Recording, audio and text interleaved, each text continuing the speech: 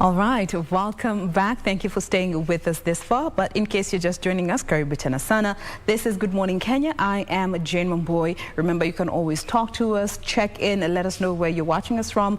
Use the hashtag Good Morning Kenya on Twitter. Our official station handle ever remains to be at KBC Channel 1 across all the social platforms. My handle is at Jain Wambui. So right now, we move on to Women at the Forefront. All about women, all about breaking that glass ceiling that society put there that we're going to reinvent. And today we have with us Jain Adero, who is the founder of Reimagine Africa, and she's also a life coach. Good morning. Good morning. Welcome to the program. Thank you. There's your camera. Yes. You can say hi to our viewers and give us the social handles or how our viewers can interact with you. Oh, wonderful. Yeah, I am Jain Adero, and I can be found on Facebook or Instagram at Jain Adero.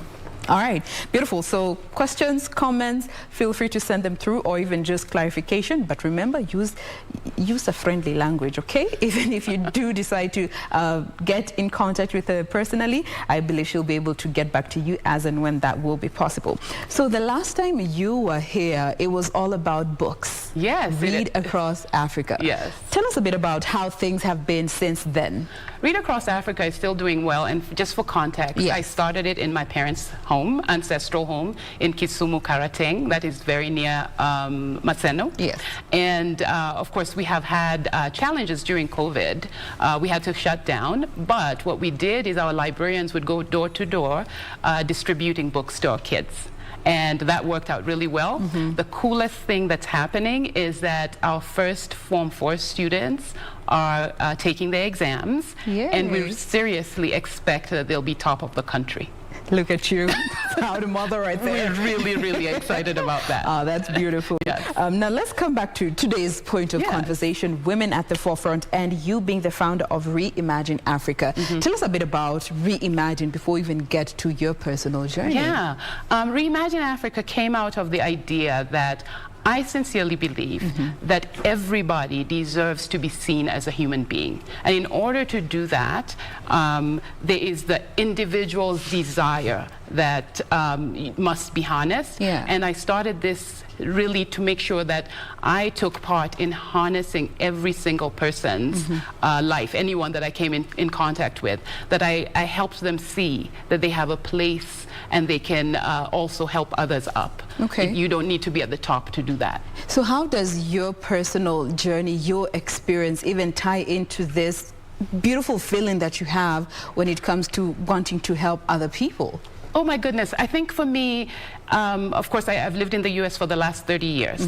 And I lived a pretty, it was kind of a big life. It felt like it was going really well until it crashed in 2008 when we had the greatest recession since the Great Depression. And I lost my job. And I was faced with losing everything and was forced to file bankruptcy. So I had seen a financial my life crashed.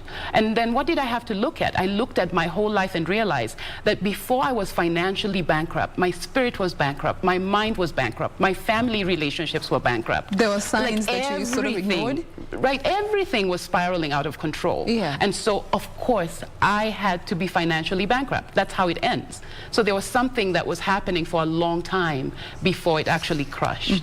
And so, that's when I had to look at myself and say, who am I going to be? And of course, I started thinking about myself from the African perspective, because in the US, you're constantly trying to find your place. Where do you fit? And I still fit in Africa. And so I decided to reimagine me, because I recognize that Africa is a person and not a place. And we'll be coming to that. Yeah. It's one of the things that I noted in your bio when you say Africa is a person and not a place, contrary to what most people believe. And most of the time, we always hear all these narratives. Africa is a country. Africa is I don't know what. There's all these different variations of what Africa is supposed to be. But now let me come back to, you've mentioned you've lived in the States for about 30 years, but you also had a life in the Kenyan space before you went there. Yes. How did, when you were sort of finding yourself and understanding that you need to tie these two parts of your life together, how did that look like for you? So it was a little challenging. You always felt like a fraud. Yeah. Because you are trying to fit into the American space, you have an accent, you don't understand a lot of social conversation. You try, but you were not there as a child, so you can't always fit in.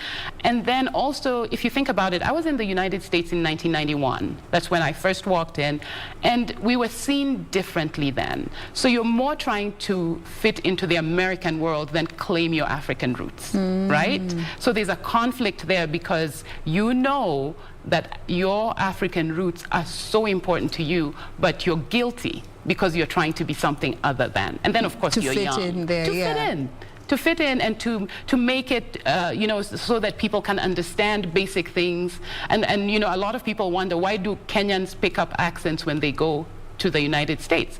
Because you're trying to go to the grocery store and speak and not have someone question you every 5 minutes about, why they don't understand you. Yeah. That's really, really what happened. And it was very challenging.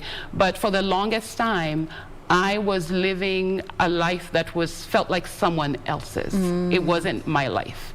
And so I went from job to job, career to career, and that's why you find that a lot of people have so many degrees, have done so many jobs, because they're trying to connect the inside, but they keep going externally to get information that makes them more marketable, what's more knowledgeable. And yet what you're looking for is at home in your heart. We chase to fit in as opposed to getting what fits us. Exactly. Now, that brings me to the whole aspect of purpose, which you had mentioned was tied to that period in 2008. And purpose is one thing that I know for a fact so many people struggle with. What is my purpose? What is my calling? So from your personal experience, your interaction, your personal journey, and your interaction with the different people that you have been able to interact with, how would you define purpose and calling and differentiate between the two? This is so easy for me. This is what I say to people who come to me. I'm a life coach, and they come to me asking that question.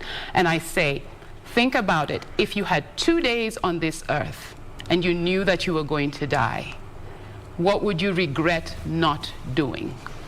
That is your purpose. And for me, I looked at it and I said, if I do not impact the African continent with my gift, I will regret it. If I had 2 days, I would be struggling and running around trying to do that. And that was the answer. Let's not make it complicated. If you had 2 days to live, what would you regret? Not eating fries. Just kidding. By the way, don't go around saying Jane's purpose is not eating fries. So then you went through your own experience. You had to understand yourself in this state that you found yourself, that nobody wishes to find themselves in such a situation. So what steps did you take next that you can say this immediately changed the narrative for me?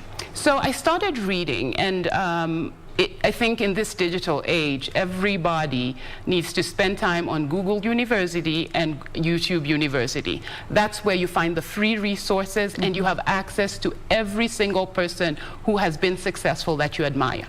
And for me, it was Oprah Winfrey. And Oprah Winfrey raised me because I used to watch the Oprah show every day at 4 o'clock when I was in college, because she literally taught us what America was about, because she was on every day. And so we're the people who say, oh, she's our auntie, because we felt that close to her, even though she has no idea who we are, right? But now when I went to YouTube, I started connecting with some specific coaches that I really like. And there's one specifically, it was Lisa Nichols. And I felt like she knew me. So guess what I did? I started looking for her. And I was like, I know she comes to Atlanta. I must find out what she does. And then I eventually found her in Costa Rica. And I actually decided, I looked and I was like, I don't care what it takes. She's in Costa Rica. I want to see what she talks about, because I felt like she understood me, right? And it was that coaching experience, because I hired her as my coach. And I always tell people it cost me 2.5 children, the price of 2.5 children. It was expensive. It was a lot of money. But what is the cost of saving your life when you feel empty inside and you have all the trappings of,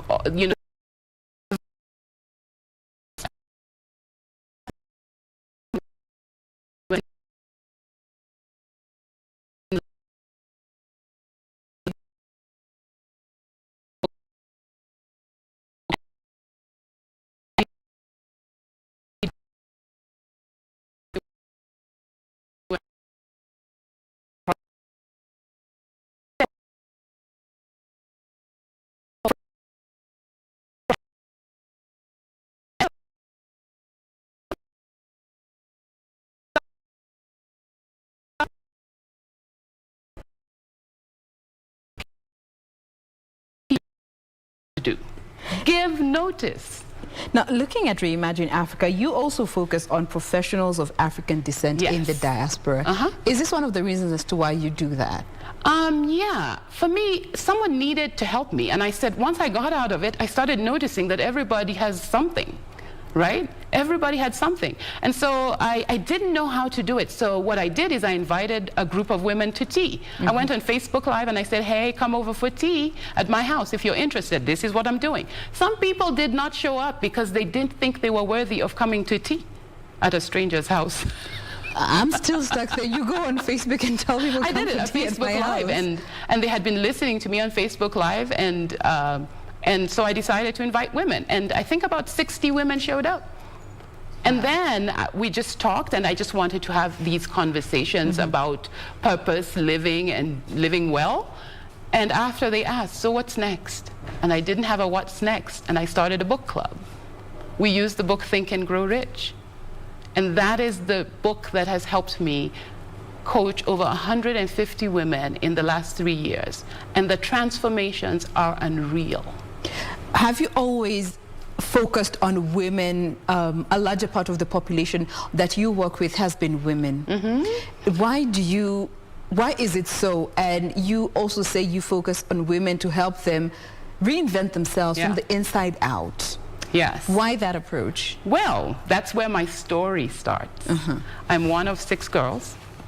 And of course, if you look at a family of 6 girls, you know there was a man who wanted a boy, right?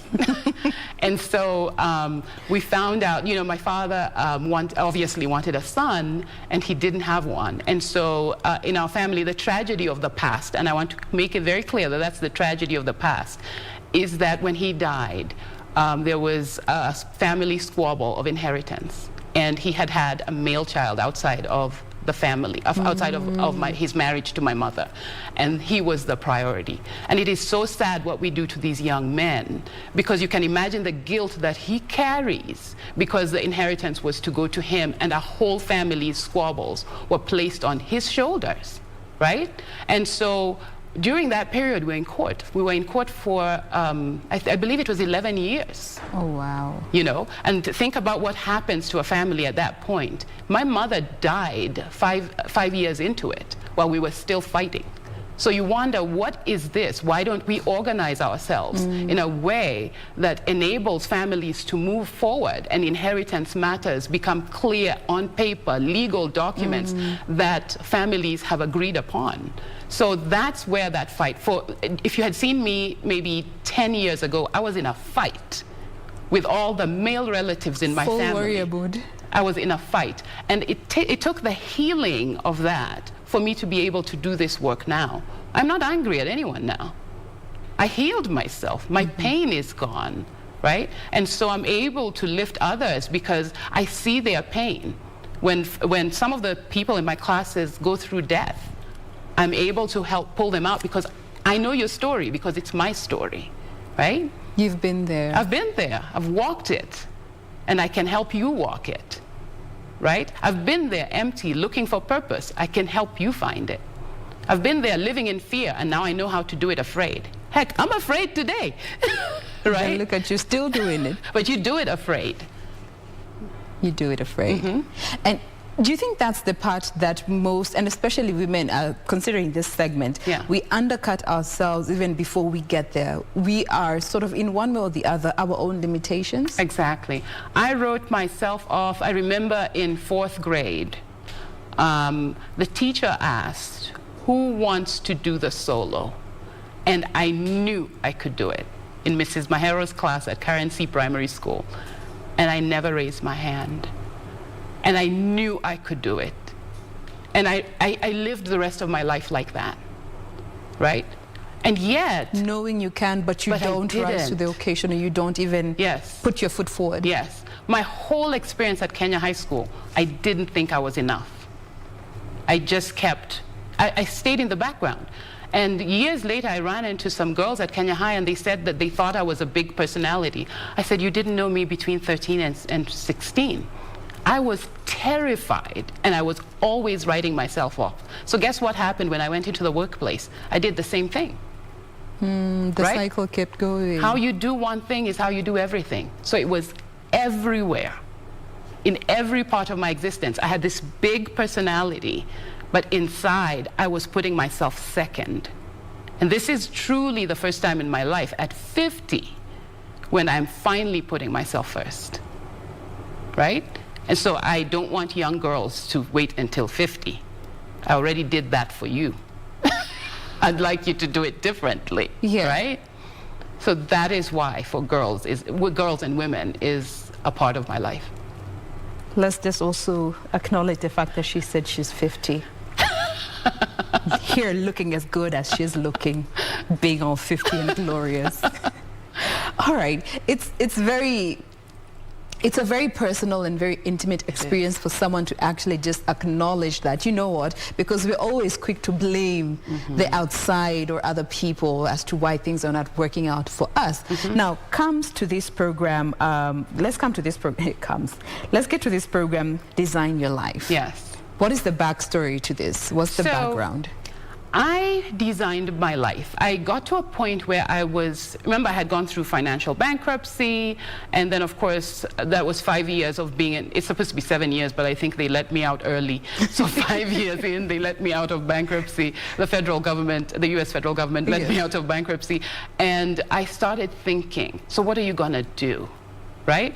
And so I had gone to a conference. Bob Proctor is one of the coaches that I really liked. He just died this year. I used to call him my grandfather. And most people are like, no, he's not. That blonde-headed man is not your grandfather. But I liked his teaching so much. And I listened to him on YouTube for years. And then a friend gave me tickets to go to his event.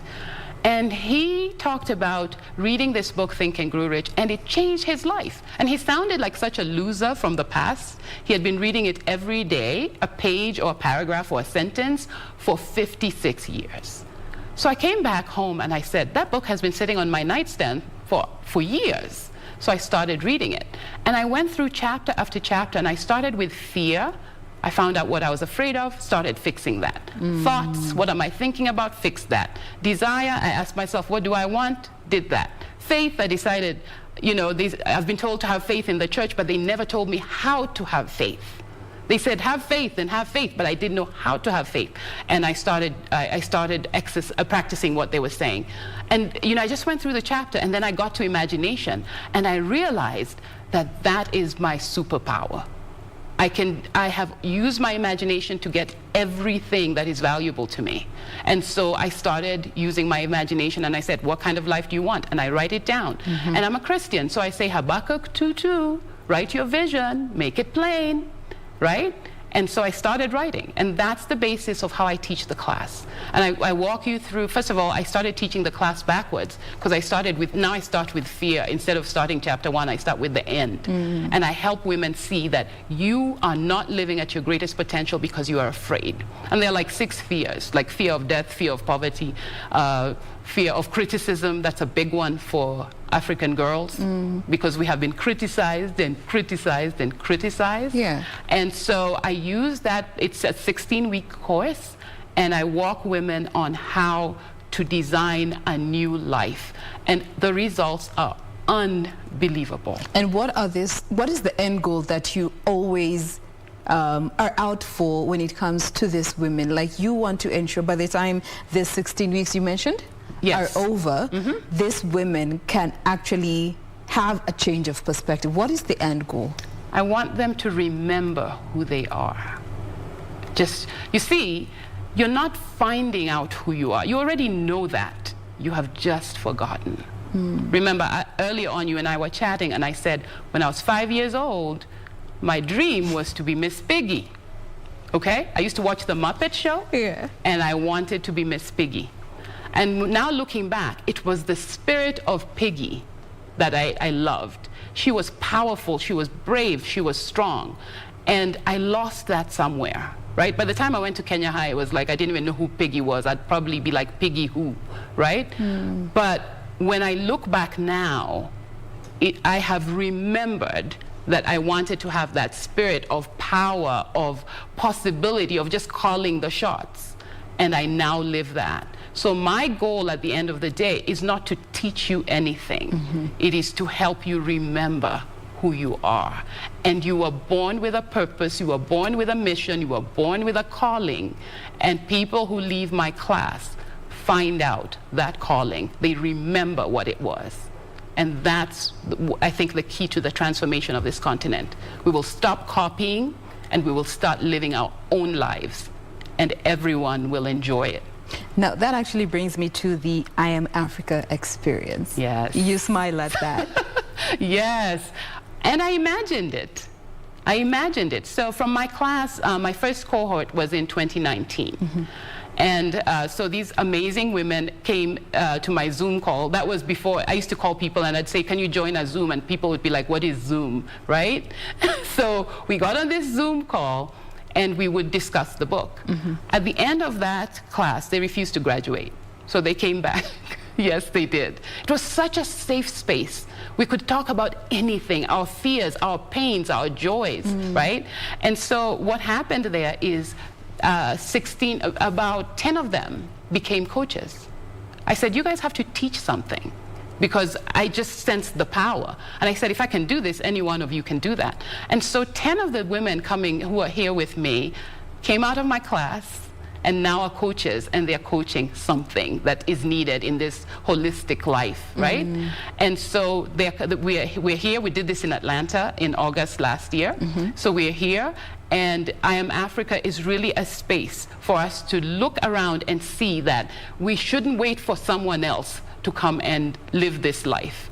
It is your life. You are the one responsible for this continent. You have a place, you have a gift. It's time for you to use it and start to see other lives change. Because the impact, the thing is, when the women come to my class, they say, I ask them, what do you want? A woman will never say, I want to become top in my company and just walk away.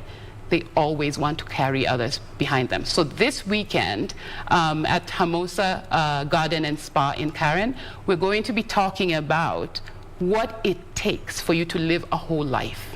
Spirit, mind, body, family, work, money. And I have it in that order. Money is last for me, simply because if you have the first 5, you will find money. If you start with your spirit, mind, and body, you have good relationships with your family, you will find your career, and money will follow you. Now, you know, somebody watching us today, they'll be like, okay, she's all about women, but women cannot exist in this perfect bubble. I know. They still have, you know, the male counterparts at home, at work, whatever space. And we are also trying to teach women to, or rather remind them, not teach them. We're not teaching anything. Remind them who they are while still being able to exist in this reality that is our life. How then do you also help them remember who they are while still looking at their current life and the people that matter to them, and especially of the opposite gender? First of all, I am teaching my first male class right now. Oh, yes. Man, you can stop complaining. And the men in my class are hoping that there is no homework because I'm traveling. See you tomorrow night. Okay, because they actually wake up at 4 o'clock in the morning. Oh wow! Because I'm in U.S. time, I am on at 9 p.m. Now I join at 10 p.m. Yeah. I didn't make them change the time, but the class is available to men as well. And I really, really would like to get into the space where I am coaching men as well. But I feel like when you become, remember I said I had a fight with all the male relatives in my family. Yes. So I had to heal that, right? When you find out who you are, you no longer have grievances with other people, period. If you have grievances with people right now, check yourself. Literally, you have work to do on yourself. Otherwise, if you have purpose, why is somebody else's life bothering you? Right? That's how you have to look at it. And that's really what I did. That's what I do. And the other coaches who are here this weekend are there to guide women to understand that there is no war between the genders. It's not a competition. There is none. Create. Stop competing. Create. There is no competition. There is no competition. All right, remember we were talking to Jain Adero. She is the founder of Reimagine Africa and also a life coach, Africa's life coach, which we'll be mentioning in just a bit. But first, we want to take a very quick breather. Breathe in, breathe out, sip some coffee, sip some water. We'll be right back. Stay with us.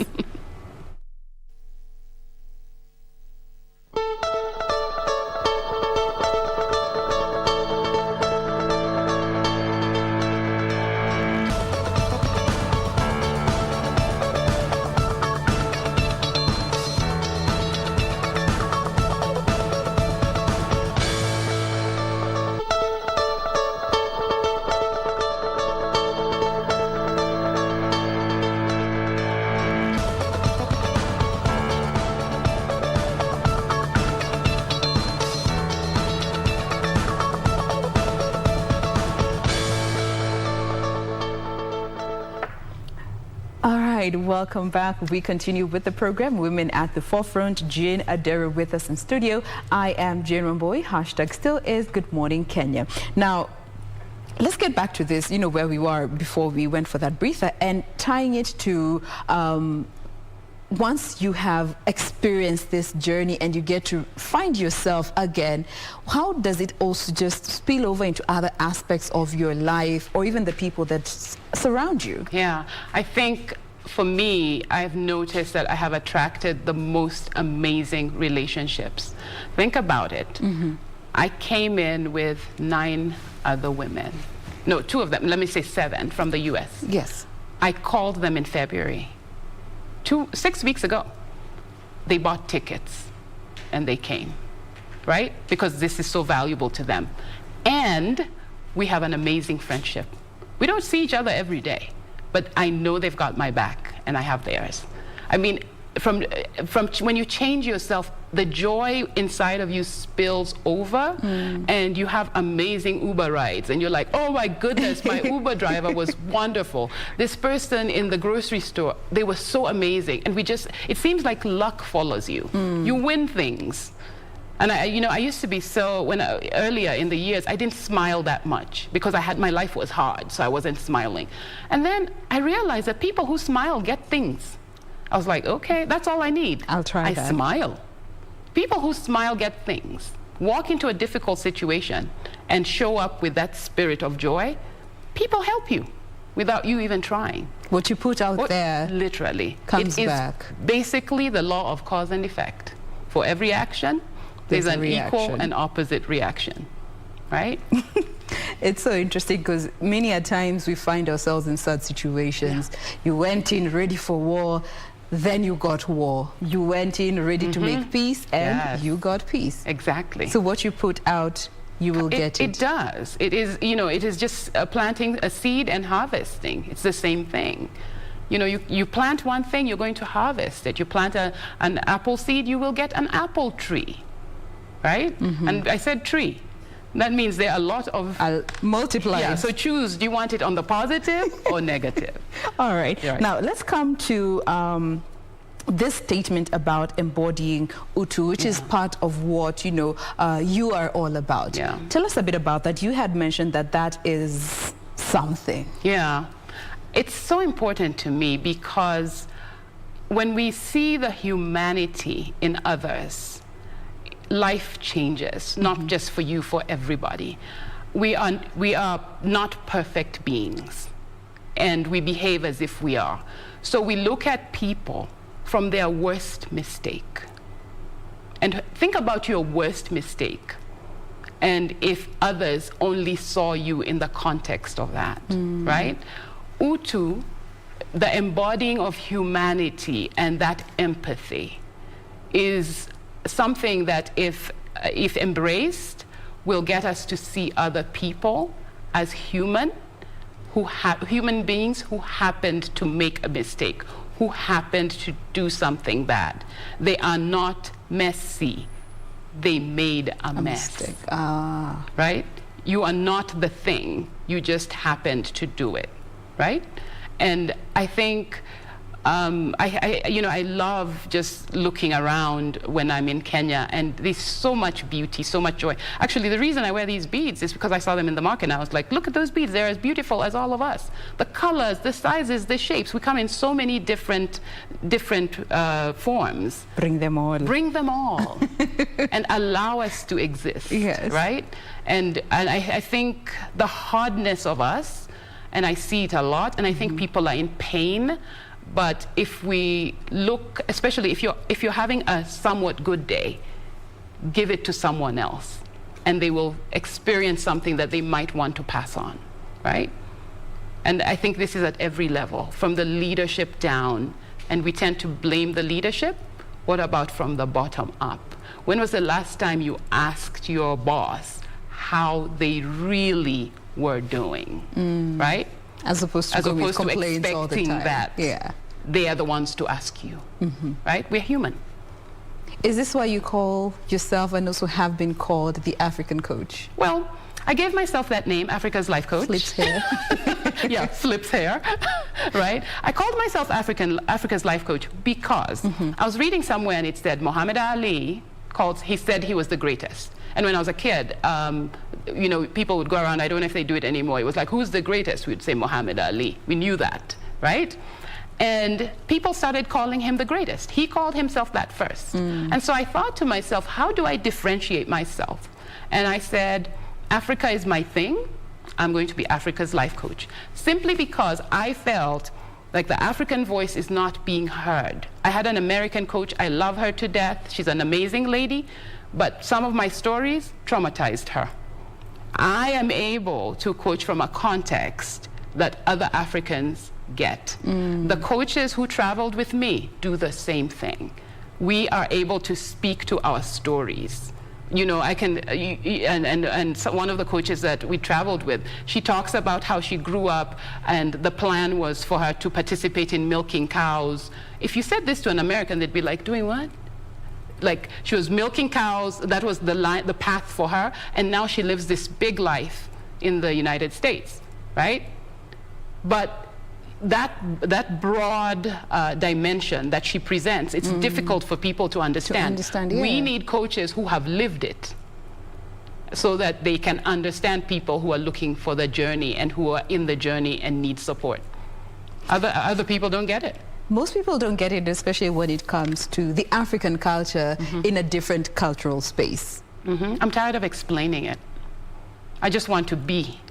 Right? And I'm sure there are many other women who would say the same thing, many other men who say they're tired of explaining it. I want to be with professionals who know it, live it, and have no apologies for it. So why do you say Africa is a person and not just a place? Because we keep trying to change Africa. Africans say, we need to change, we need to change, we need to change. And I'm like, no, no, no. We need to change ourselves. Because the thing is, I'm now surrounded by these amazing people, and the Africa that we were trying to change hasn't really changed. What has happened is that the people that are around us have changed, and therefore it feels amazing and beautiful. We don't have complaints about, our circles, because our circles are beautiful now. We've changed.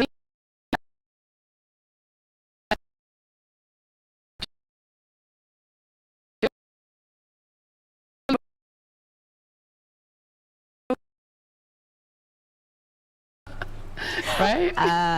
It's still a mistake. Now, you also, there's a statement that was in your bio that you said, underachievement is no longer an option for women. And helping women understand this, because for most women, it is never just about you. And this is almost for everybody, but you find women carry the biggest part of this burden. It is never just about me. There's me, and then there's a whole other train that I'm pulling along. Understanding that underachievement is no longer an option. So when I wrote that, I was saying underachievement for women is no longer an option, but I hadn't started coaching men. And I'm now coaching Kenyan men, and they tell me the boy child, and they say that the boy child. And I'm starting to understand that the burden that women talk about on their shoulders is the same burden that men have. So when I say underachievement is no longer an option, I'm basically saying that God put you on this planet with an intention. There was something specific. There's a job that you came to do.